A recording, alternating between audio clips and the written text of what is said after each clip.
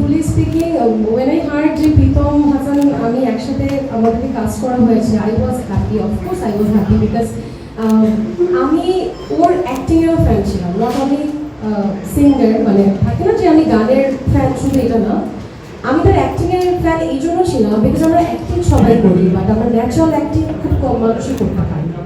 So সেই ক্ষেত্রে আমি বলবো প্রীতমের জন্য আমি অ্যাক্টিং দেখেছি, সে খুব ন্যাচারালি অ্যাক্টিং করে, মানে যেটা মনে হবে না দ্যাট হিজ অ্যাক্টিং, মনে হয় যে আচ্ছা ওর এটাই, যখন যে ক্যারেক্টারটা প্লে করে ওইটাই ওকে রিয়েল মনে হয়।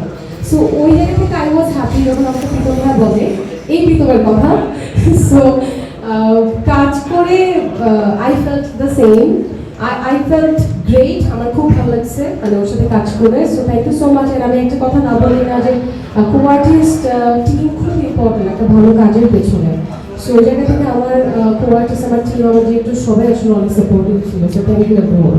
আমি প্রীতম ভাইকে অনেক জানাইছি, প্রীতম ভাইকে অনেক জানাইছি। আমি কেন বললাম কথাটা, আমাদের কিন্তু কাজ হয়েছে আলহামদুলিল্লাহ, অনেক ভালো রেসপন্স পেয়েছি আমরা কাজে।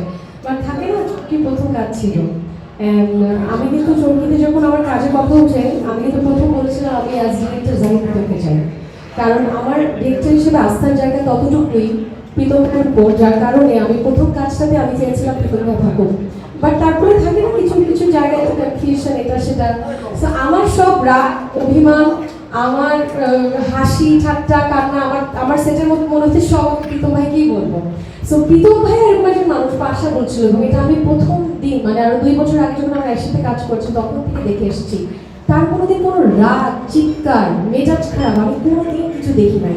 তো আমি না অবাক হই এটা কিভাবে পসিবল, আমি তো শর্ট টেম্পার্ড, আমি তো রেগে যাই বা যে কেউ আর কি, হিউম্যানের তো আসলে এমনই হওয়া উচিত।